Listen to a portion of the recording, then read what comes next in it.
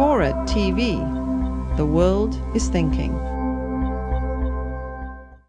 Let me give you a few things that people may not be aware of. The first is that the middle-class society I grew up in did not evolve gradually. You might think that there was the era of the robber barons, and then gradually America turned into the America of Ozzie and Harriet, whatever, that it gradually evolved into this middle-class society. That is not what the data or the available stories tell us. What they tell us is, in fact, that as far as we can tell, the Gilded Age lasted right through the 1920s. America, on the eve of the New Deal, was very nearly as unequal as it had been in the 1890s. And that the middle-class, relatively egalitarian society was created in a very short period of time between the late 1930s and the end of World War II. The economic historians call it the Great Compression, because the income differences got compressed. And it's as important a story about 20th century America as the Great Depression, which we all know about, though it's much less told. And you look at what happened, and it was the Roosevelt administration, through a whole set of policies, but all of them equalizing. Much higher tax rates on the wealthy, higher corporate tax rates, a pro-union organizing environment, so you had an explosion in union membership, tripling of the share of the workforce, the minimum wage, Social Security, unemployment insurance, all of these things. And then the process accelerated because during World War II, there were extensive government controls on the economy, which were used in a way that tended to equalize incomes. All this created a middle-class society in a period of not more than about 7 or 8 years. Now, you might have thought, well, okay, but this was all artificial, especially the stuff during the war, so it would go away as soon as peacetime returned, but it didn't. Turns out that once you create institutions, norms, expectations of a relatively equal society, it tends to persist. So the income distribution, this relatively middle-class society that was created by the New Deal, persisted for more than a generation after World War II.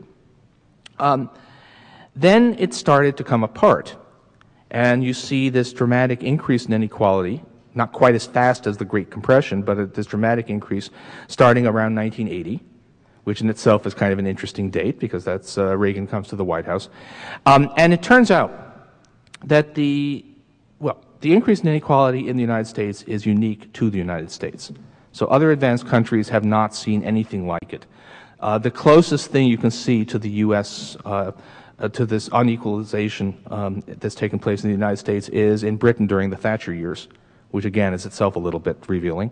Nothing remotely. You just look at the charts, and we are off the charts in terms of this increase in inequality. And many of the things that we take for granted as, well, this is the way things work in the late 20th, early 21st century economy, turn out to be special to the U.S. So one example I like to use is the decline of the union movement. We all know that unions are outmoded and you can't, it's global competition and all that. Except, well, here's a comparison people don't know. In the 1960s, Canada, that's, the country up there, they almost speak the same language, eh?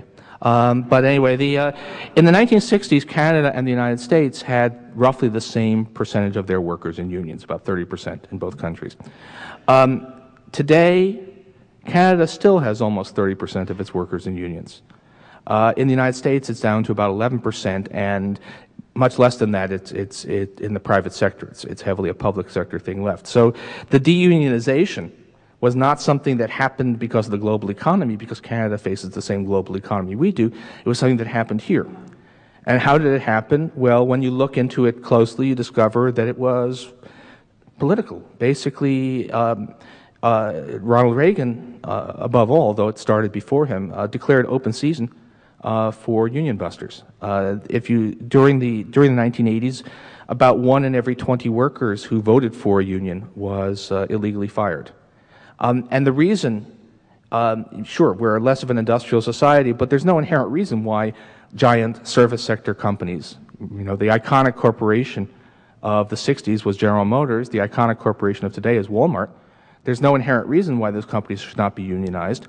In fact, similar enterprises are in the rest of the world, but because The shift to a service economy took place in an environment in which politicians, the dominant political forces, said it was okay to bust unions in the way that people had in the 1920s.